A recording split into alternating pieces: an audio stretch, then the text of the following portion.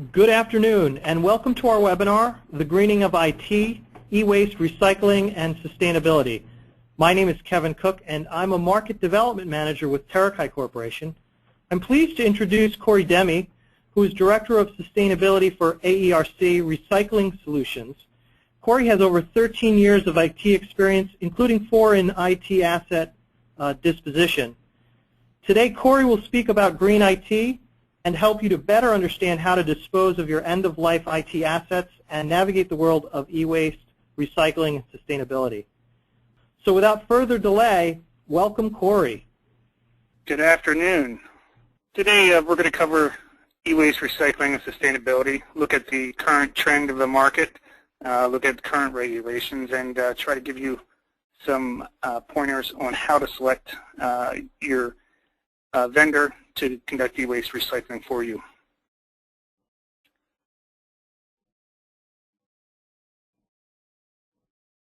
So the things we're going to look at today are, number 1, what is being refurbished or recycled? 2, what are the issues associated with refurbishing and recycling this equipment? 3, what are the industry trends? What are the legal requirements and what is going on with certifications in the industry? And 4, again, how to select your refurbishers or recyclers. So let's start with what is being refurbished or recycled. When we talk about electronics, we're talking about a number of different areas.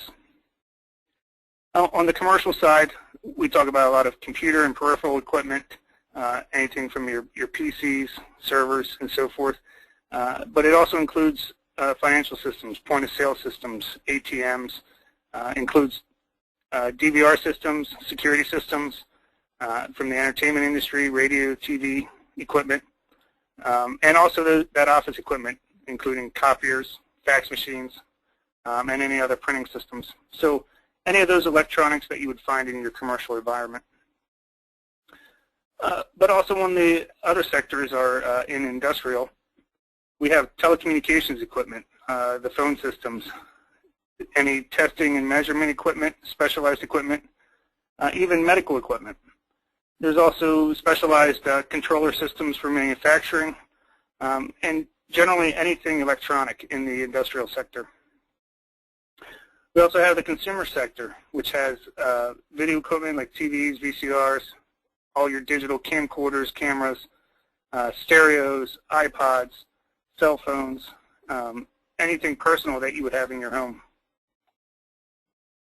In the automotive industry, we have control systems, the audio-video systems out of your car, the navigation systems, GPSs that are in your car, and specialized things in the aerospace industry would be included in the electronics that would need to be recycled and refurbished.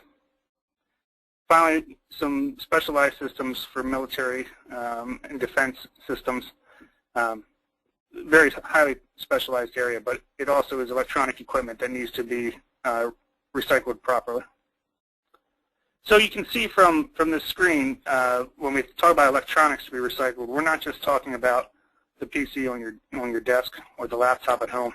There's a wide variety of electronics that we need to consider in how we're going to properly dispose of those. So what are the issues facing us today with electronics? Number 1, there's the importance of controlling the information on our electronics, not just the hard drives in our PCs, but the information we have on our BlackBerries, in our iPhones, information that is potentially sensitive, potentially we don't want out there in the world, and we need to think about that and how we're controlling that through end-of-life processing. The other component is electronics do contain hazardous materials that are dangerous to the environment and to human health if they're not appropriately handled at the end of life. As long as they are working electronics and still have a beneficial use, there's not really an issue. But when we start breaking down that material, we see the hazardous components that are within. The third issue is there's really no uniform regulation of electronics recycling. So there's no one regulation to control the entire industry. And on that note, there is limited oversight because there is no regulation. So unlike a facility that is permitted by the EPA and has to meet stringent requirements, there's no government entity overseeing the electronics recyclers or refurbishers. When we look at information, the things that come to mind are the personal information, your medical records and your financial records. From the thing that's hot in the industry right now, it is identity theft and how to protect our information so that no one steals it and uses it. But on a business level, we need to think about what's proprietary to the company and that information and how to protect it when we dispose of not just paper, which is a common area that everyone focuses on, but what's electronic and how we are protecting that information when we dispose of this electronic equipment.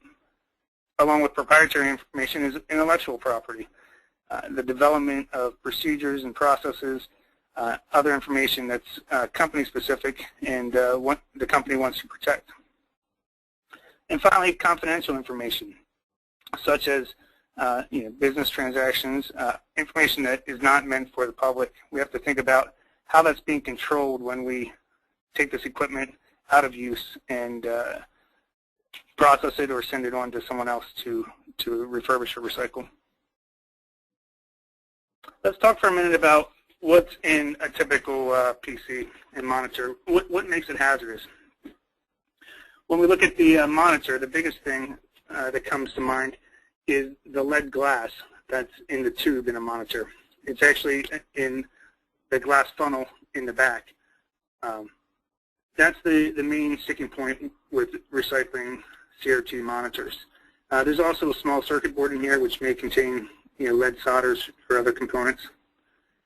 In the PC itself, the things we're concerned about are the circuit boards, such as the motherboard, which might have mercury or lead content. And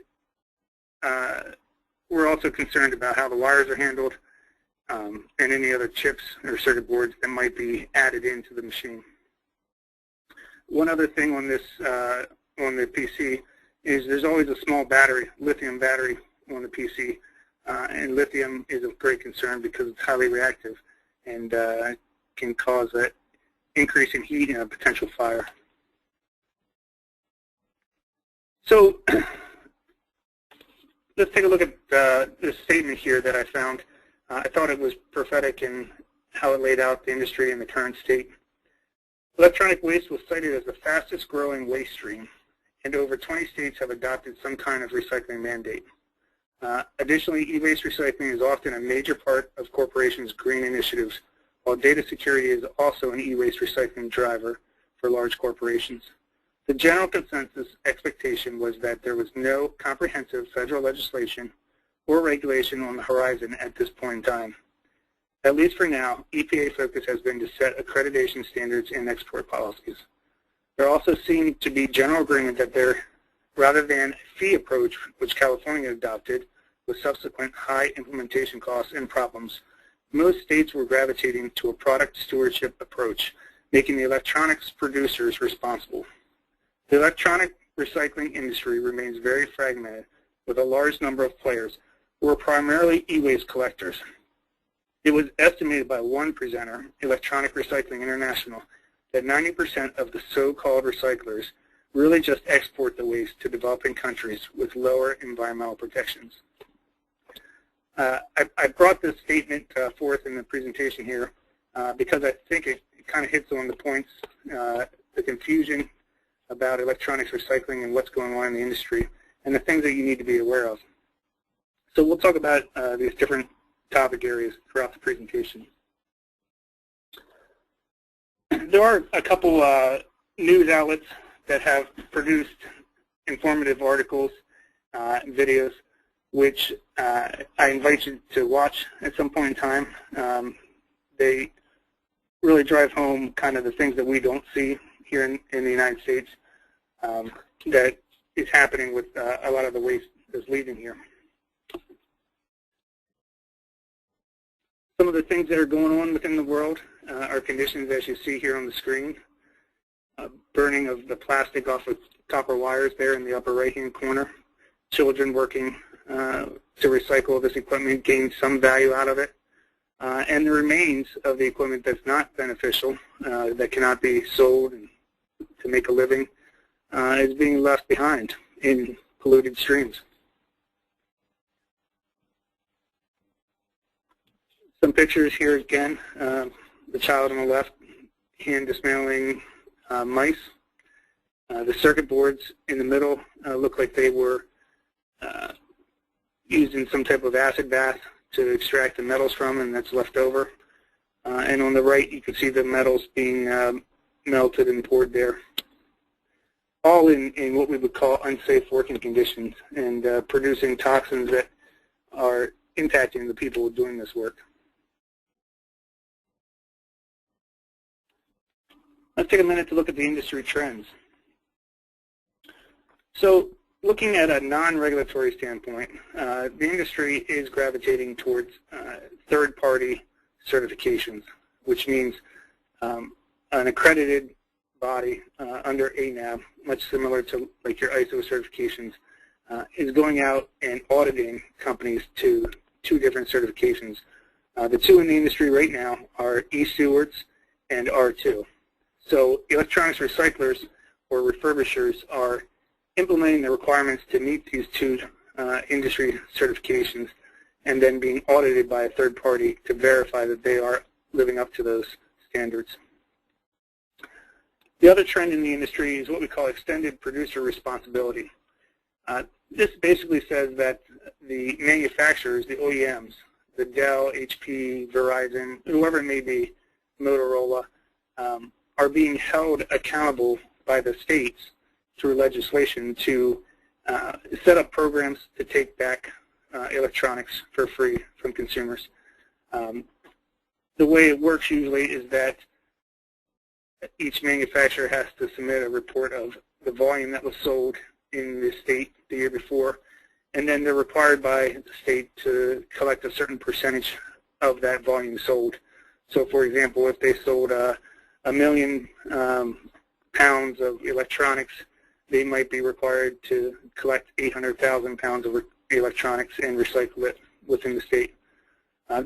The intention here is that the premise is that it's much more cost effective for the producers to set up these programs for recycling than it would be for individuals to be responsible or for states to administer the program. And so far, the trend is held, with most states being some form of an extended producer responsibility law or program.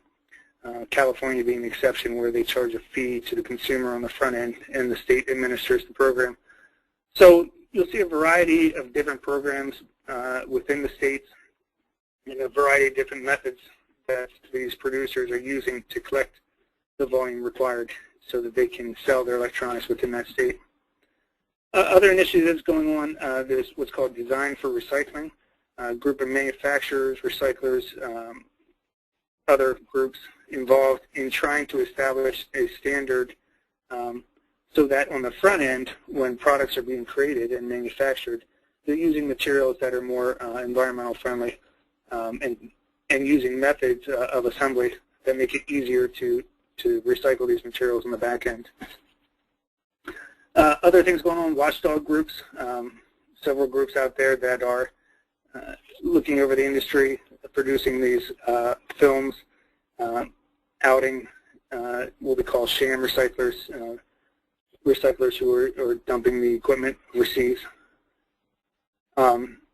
There's also a hierarchy of processing that's kind of taken over the industry, where basically it's looking at trying to reuse the equipment first, recycling, recovering the materials if the equipment can't be reused, and finally effective means of disposal if there's no recycling option. So one of the things in the industry we'll see is that there's really a separation between the corporate environment and the consumer environment. You'll see it in the state legislation for producer responsibility. where the corporate environment has a different set of goals than the consumer does. So we really kind of see two different markets setting up.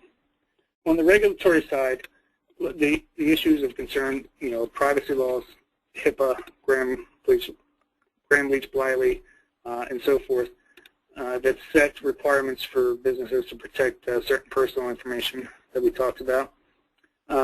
Again, a trend of state and local laws, and at a federal level, there are laws not typically directly related to electronics recycling, although there have been some bills proposed in the House and the Senate that haven't had any traction yet. Internationally, there's the Basel Convention, which most countries adhere to except the United States. So those privacy regulations I talked about are things like Sarbanes-Oxley, Gramm-Leach-Bliley, HIPAA, where there are established penalties for the release of private information or confidential information. I think everyone's pretty familiar with those terms. The e-waste legislation, there's 23 states that have passed e-waste legislation. All the blue states that you see here have passed e-waste legislation for producer responsibility, where the OEMs are responsible for setting up a recycling program. In California, there's the advanced recovery fee, which again means that the consumer pays a fee on the front end when they buy electronics that goes into a state fund, and then the recyclers on the back end are paid for certain materials which they recycle out of that fund. The states in yellow currently have legislation in progress, so expect those to come to fruition probably within the next year. At a federal level, there's no one law encompassing e-waste recycling. So there's no one law that says, here's what you have to do with your electronics. There are a couple other things that have an impact.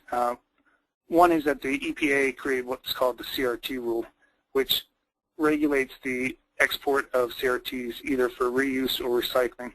So those entities that are exporting CRT monitors or TVs, they have to make notification to the EPA, and in the case of recycling, they have to receive consent from the EPA, where the EPA will actually consult with the country that's importing it and verify that it's legal to do so.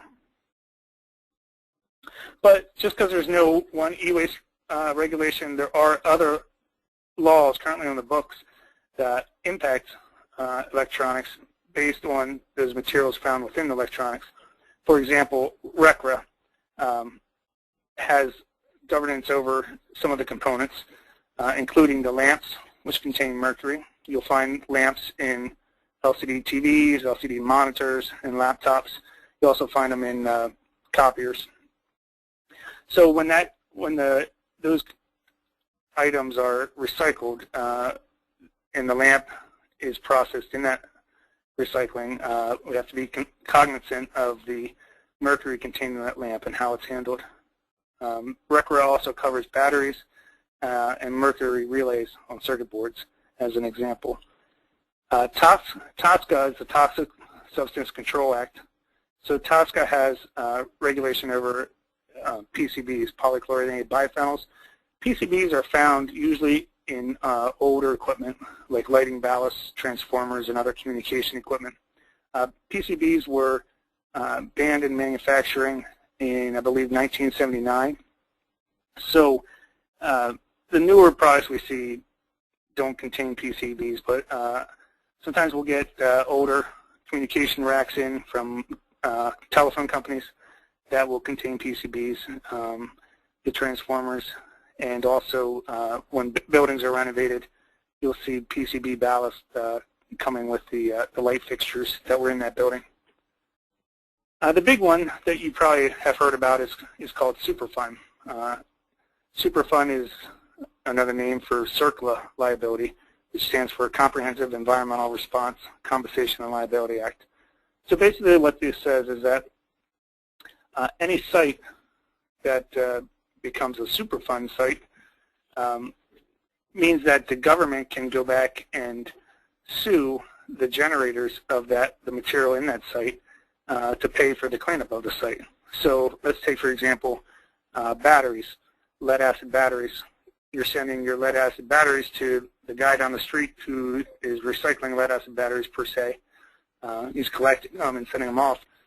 And let's say that he mishandles those batteries, stores them outside, they leak, they contaminate the ground at that site. And the site, the business closes up, and what's left is a lot that's contaminated with lead in the soil.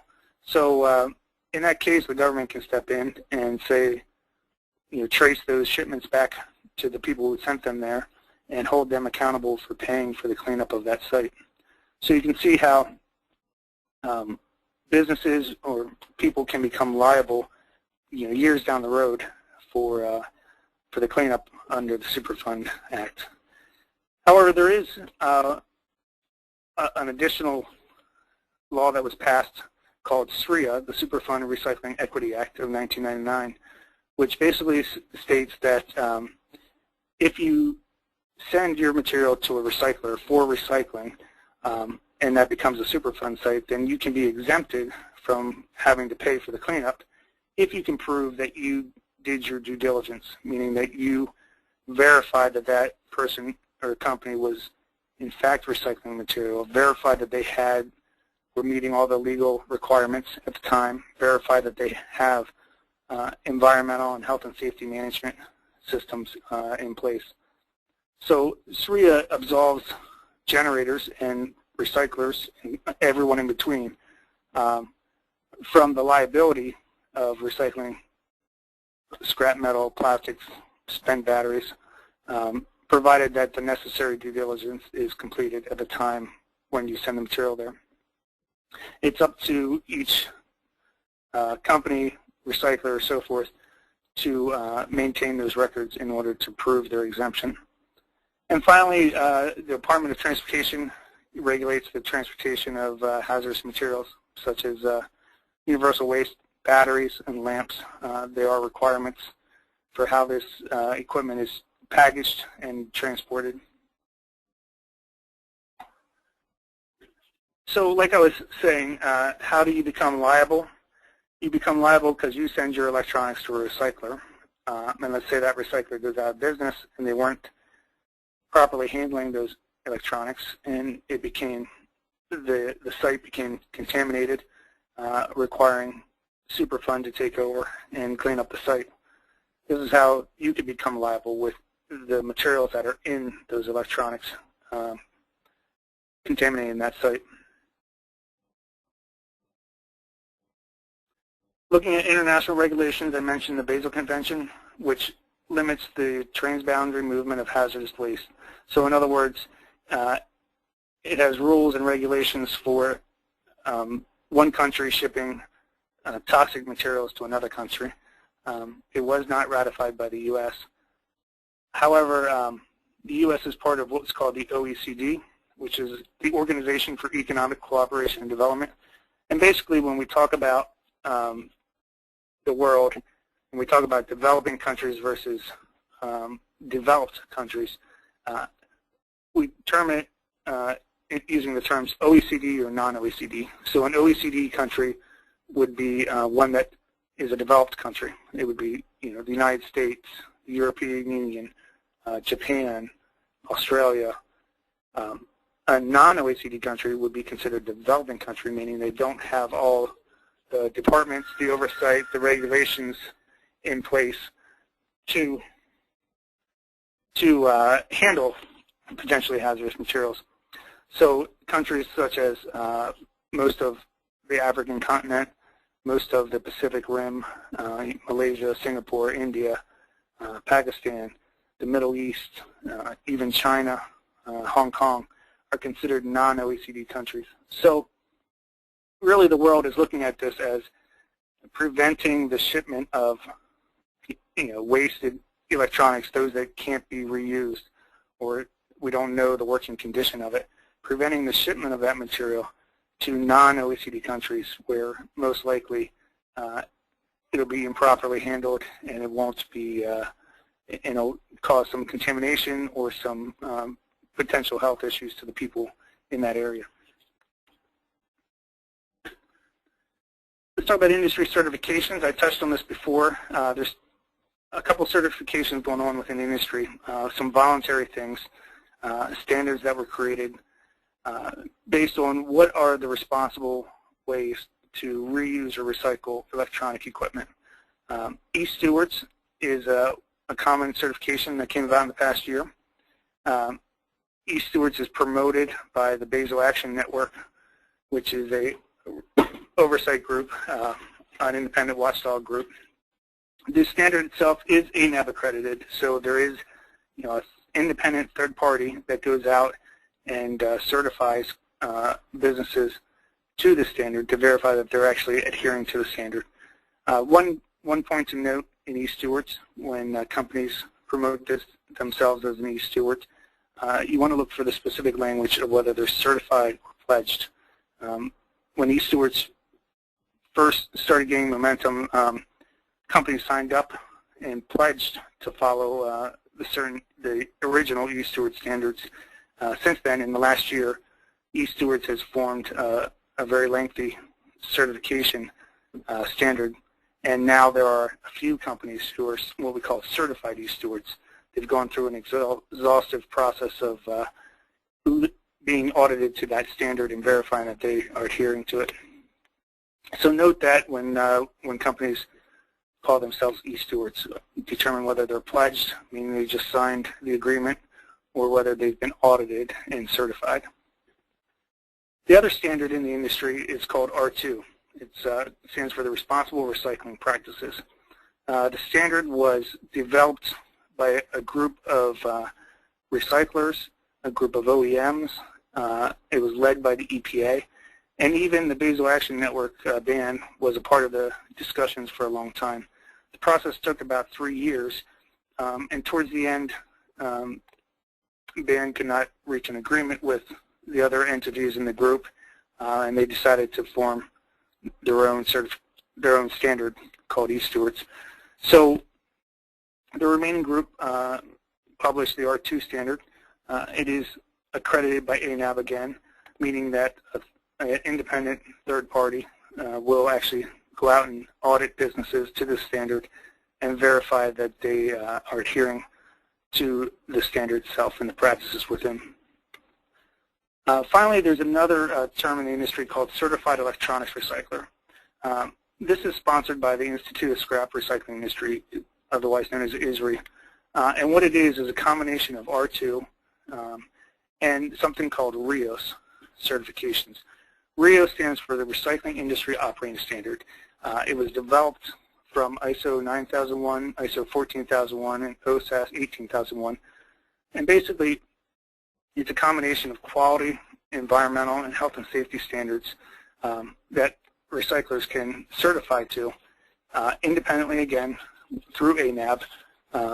They can be certified by independent third-party auditors that they have indeed a quality, environmental, health and safety management system for the business that adheres to the RIOS standard. So the combination of being certified to R2 and certified to RIOS qualifies recyclers as a certified electronics recycler. Other trends in the industry, BAN is actively exposing those unethical electronics recyclers. They look for and track shipments of e-waste from, let's say, the United States or Europe to those third world countries we talked about, those non-OECD countries. Also, we talked about design for recycling, two standards, RoHS and EPEAT, which manufacturers are working to certify their products to. And the big trend in the industry in the corporate world is what we call corporate brand protection. In other words, Fortune 1000 companies who have a footprint, across the world, obviously do not want bad press. So when they are recycling electronics, they're looking for that corporate brand protection, meaning that they can demonstrate and know with assurance where that equipment is going and how it's being handled, that doesn't end up on one of these exposés. So we talked about extended producer responsibility, where the manufacturers are responsible for taking back the products at the end of life. And we talked about how that was perceived to be more cost-effective.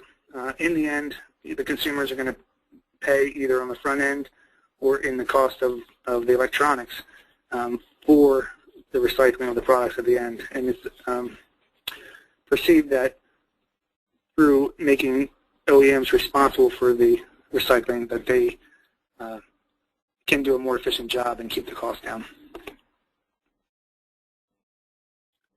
The industry itself, usually works where consumers and businesses are sending the electronics to a refurbisher who pulls out the working equipment and refurbishes it to resell. The refurbishers may send the equipment that can't be resold, refurbished, to a recycler. Or consumers and businesses may send it directly to a recycler, and that recycler may send the good equipment to a refurbisher. In the end, the recycler is breaking down the products into those components we talked about. So they're using, specialized companies who deal with CRT glass recycling. They're using lead smelters, precious metal smelters, companies that retort mercury, and other small businesses that specialize in refurbishing certain products, for example, cell phones or toner and ink cartridges. A lot of small companies out there specialize in one area. So let's get to the meat and potatoes here. The selection of refurbishers and recyclers. How do we determine who to partner with to either refurbish or recycle our end-of-life electronics? One of the things you want to know about the equipment that you're getting rid of is if there's any value left in it. And really this depends on how you're managing your assets. As a company, you may be on a 3-year refresh cycle where you're turning over your assets every 3 years and upgrading them. And on that type of cycle, there's probably a lot of value left to the equipment. If you're a smaller business or a nonprofit or a school or so forth, then most likely you're hanging on to the equipment for much longer until it doesn't meet your needs anymore. And in that case, there's probably not a lot of value left to the equipment. So you're looking at more of a recycling situation, and you're looking at probably not getting any or very little value for it on the back end. The other factor in the industry is you have to factor in logistics costs. You don't, sending equipment from one coast to the other obviously is going to cost more money just in the transportation. So, the regional, looking at the logistics costs, you have to consider what your options are locally or within the region versus who you work with that's not local. You want to make sure your recycler has an open door policy that you can pop in at any time, see what's going on, verify that they're doing what they say that they're doing. Want to make sure that that company is doing employee background and drug tests, especially if you're sending things like hard drives and expecting them to be wiped or destroyed. You want to make sure you have a secure chain of custody in that case as well. You want to be able to itemize the equipment that you're sending to the vendor, and you want to be able to get a report back that each and every piece was received and be able to reconcile that. You want to verify their data destruction process. You want to make sure that how they're destroying the data meets your approval and that you feel confident in what that vendor is doing if you're contracting with a vendor to do that. You also want to ask about their export policies. What equipment will they export, if any, and how is it being done, where is it going? You want to learn about their downstream vendors and verify that the company is auditing their vendors downstream that they're using, those partners that I talked about, those specialized businesses. You want to make sure that the entire chain from when you give your equipment to a refurbisher or recycler through to the end where it's no longer a viable electronic, that everyone in that chain is living up to the same standards that you're expecting of your recycler. You want to look for a documented environmental health and safety management system. Do they have procedures written to manage potential spills, for example, from a battery or potential fires? Do they have the proper safety equipment in place in them? You know, for example, eye wash stations if they're demanufacturing equipment. You want to take a look at the environmental health and safety aspects and make sure that that they're properly handling that, so you don't end up in that Superfund liability that we talked about. And you want to ask for a copy of all the local, state, federal regulations that they're required to adhere to. First of all, do they know what their requirements are, and are they current and adhering to those requirements? Some recommendations. I would only allow the export of e-waste to OECD countries. That doesn't include any tested or working equipment that has been refurbished and can be reused in non-OECD countries. You know, that practice helps to what we call bridge the digital divide.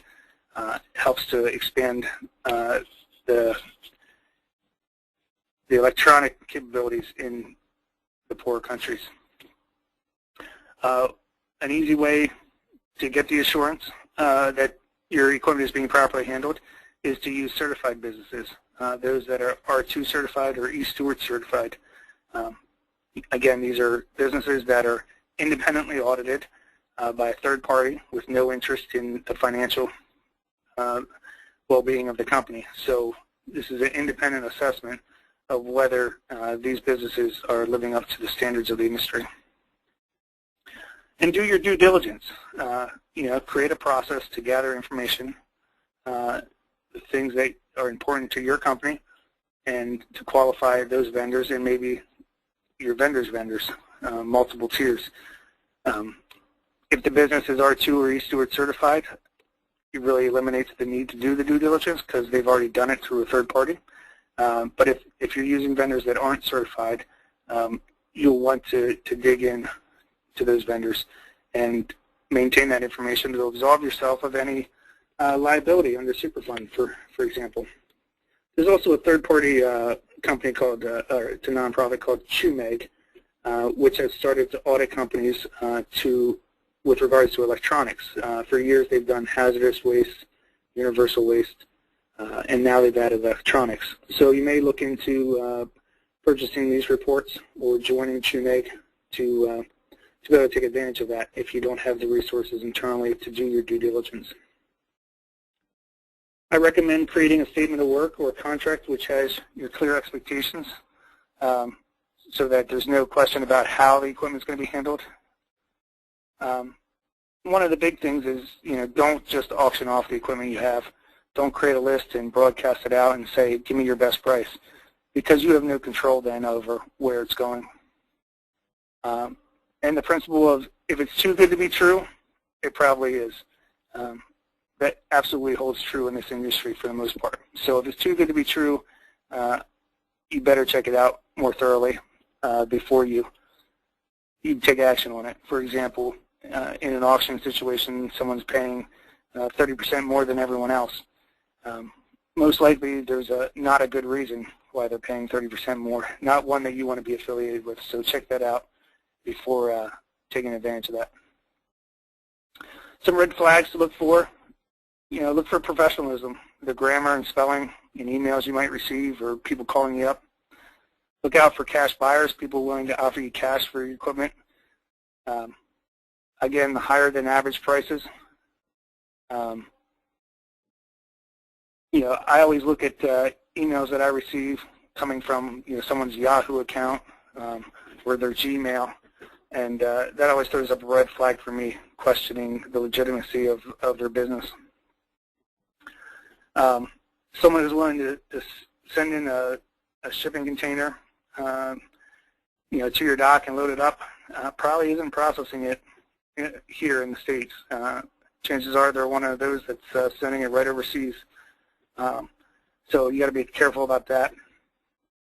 And look at the destination logistics costs. So if you're sending it to if someone's buying it you're in New York and they're buying it in California, and they can ship it, give you a total price that's better than anyone else, you have to question that cost because it has to balance with the cost of shipping. And look out for those people who want to buy everything, because in this industry it's very hard to handle everything by yourself. So someone who wants to buy everything is probably taking the good stuff and throwing away the bad that they don't want. Let me show you some examples. This is real-life examples of some emails that I've received personally, and I get these just about every week, I'd say. This person called me Mr. Carey. I won't reveal the company, but it said it's located in Hong Kong in the United States, and they're buying all kinds of recycled products with big quantity from all different countries. You can see the grammar piece I talked about, the spelling. They're the leader in Hong Kong and China markets. They're looking to purchase everything, and they're looking for a container here. So a couple of red flags in there, that came up to me right away. And this, again, he's coming from his Hotmail account. So this is one of those emails that I receive, and I have another one here. Company looking to purchase computer scrap in large quantities. They want to fill a 40-foot container. Interested in purchasing monitors, PCs, printers, CD-ROMs, all things containing hazardous materials. And we talk about monitors, the CRT rule, where they're required to notify the EPA when they're exporting the equipment. Again, the spelling, the grammar doesn't seem very professional when you get these kind of requests. So watch out for those. Too good to be true. Yes, this may be easy, but you have to consider your liability, and you have to consider where that equipment's going and how it looks for your company if it ends up in the wrong place. So a couple tools to use as we wrap up here. Take a look at the R2 standard, or the E-Steward standard. It has good information about what the industry expects out of responsible refurbishers and recyclers. It will give you a good idea of what to expect of your recyclers or refurbishers when you select them. The R2 standard is only 13 pages, so it's a good quick review. Section 5E is a good section in that standard, which requires some downstream due diligence and the expectations there. One of the tools I use is I created a lengthy, I think it's 17-page questionnaire for my vendors, where I get a lot of inquiries all the time, and this is a tool I use to weed out those that are serious about doing business and doing the right things, and those that are fishing for a quick deal. So a lengthy questionnaire, if you provide it to those people inquiring, the ones that really want your business and really want to do it right are going to take the time to fill out the questionnaire and provide the information. Those that are looking for a quick deal are not. So it's an easy way to get rid of them. Look at the Dun & Bradstreet report. There's also the ECHO database, which is a list of all the legal compliance for vendors and any governmental inspections, any permits that they might be required to hold. In the electronics industry, it's a little hard with an electronics recycler because, like I said, there's not the oversight. There's no permitting requirements in a lot of locations. When you're looking at ECHO, you use this tool for a lot of things like your battery recyclers or so forth. But in fairness to electronics recyclers, the electronics recyclers are generating some universal waste, like the lamps we talked about, batteries. They should be making notification to the EPA and receiving an EPA ID, which will, make notification that they're generating a small quantity. Usually they're exempt from any regulations or permit requirements because of the small quantity. But making that notification and being on record is is a way to verify that the company really knows its legal requirements and is on the up and up. There's some other resources like the Electronics Take Back Coalition, which will outline state legislation, and the National Center for Electronics Recycling. So if you're looking for state requirements, legal requirements, those are two good resources. So with that, I will take any questions. Thank you, Corey. Let's jump right into the questions. I've got one here from Brett, and Brett asks, I'm required to ensure that my end-of-life assets are disposed of properly. How do I ensure that I'm in compliance when choosing a recycling partner? Well, I think the first thing to do is the easiest way to achieve that is to look for a certified recycler. And selecting that eStewards or R2 certified recyclers gives you that assurance because they've been audited by the third party and they meet the industry standards. Having said that, there is only a few facilities around the country at this point in time. There's growing momentum. So considering the logistics and your location, you may need to select someone who's not certified. And in that case, I would take a look at the R2 standards, become familiar with what those certifications are requiring, and then go to those potential recyclers and start validating that they're meeting those requirements.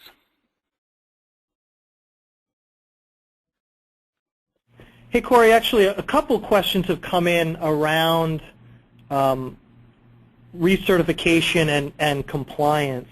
What is the difference between eSteward and R2 as it relates to compliance and how that's important to choosing a partner?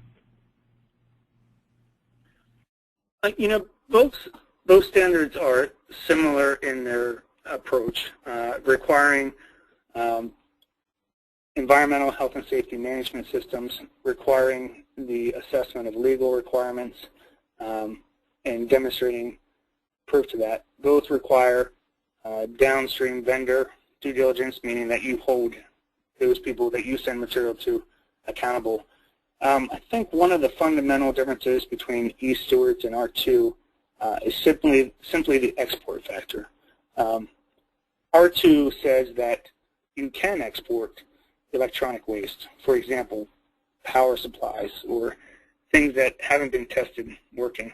You can export them to non-OECD countries like China, provided that you can establish that it's legal to import it there, and provided that you have gone and visited and audited that facility to verify that they're living up to the requirements of the R2 standard. So in other words, there are facilities in places like China who they're ISO 14001 certified, they're ISO 9001 certified.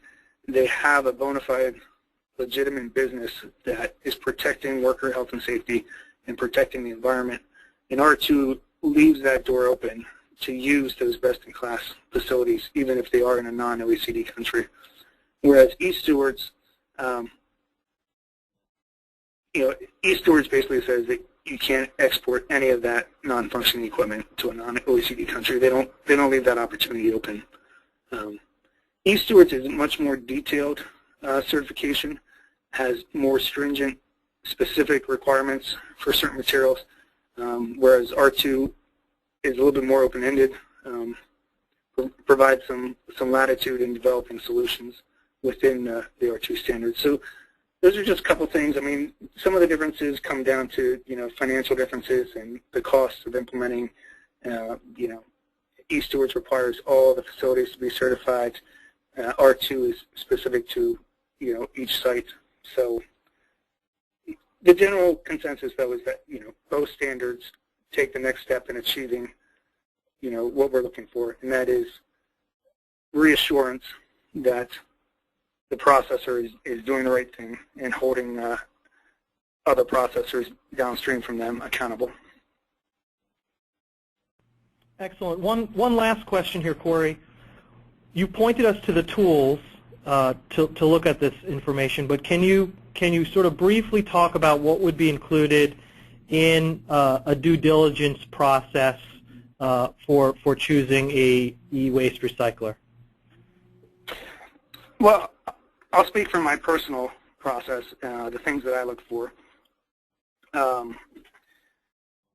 You know, a couple of things I do is first of all, I look at the export controls of the United States, look at the denied persons list, the unverified list that are available, and I take the officers and the managers of the company and run them against that list, run the company names, just to verify that there's no export issues, that they're banned from exporting or banned from doing business elsewhere. I ask for all their permits, and I get copies of those and validate them. I ask for copies of their certifications if they have any, like any ISO certifications, R2, E-Stewards, RIOS, so forth. I go to that ECHO database and I do a query on the company and any other locations the company might have to look at whether they have any issues meeting any regulatory requirements, to look at whether they're actually registered as a small quantity generator of some materials. If they are not certified under ISO 14001 or RIOS, I actually have an extensive environmental health and safety package or audit that I go on site and go through a whole list of, you know, looking at their environmental programs, their health and safety programs, looking at their training that they're providing to assess whether they are actually meeting some EH&S general requirements. As for their insurance coverage, I look for pollution liability insurance. I look at if they have any closure plans, any closure bonds, which, you know, kick in the case that a company goes out of business. There's finances there established ahead of time to pay for the disposal or recycling of the products that would be left on their floor.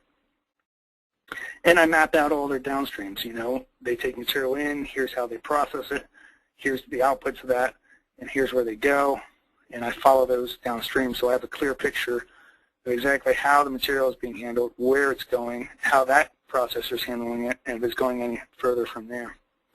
So, you know, these are some of the things that I look at personally. You know, I look at how they're processing it. Is it manually? Is it mechanically with machines? Is it you know, using chemicals? You know, heat treatment. I look at those factors, yeah, to assess the risk, basically. So, you know, a lot of detailed things to look at. If you don't have the resources internally to do that, or the capabilities, there are consultants who will do it. There are also organizations like CHUMEG where you can buy an audit report of these facilities to help you make that decision. Excellent. Thank you, Corey. I'd like to thank all of you for participating and for your insightful questions. I hope this webinar met with your expectations. Terakai Corporation will be hosting these regularly, and we'd love your input on topics. Thank you again, and good afternoon.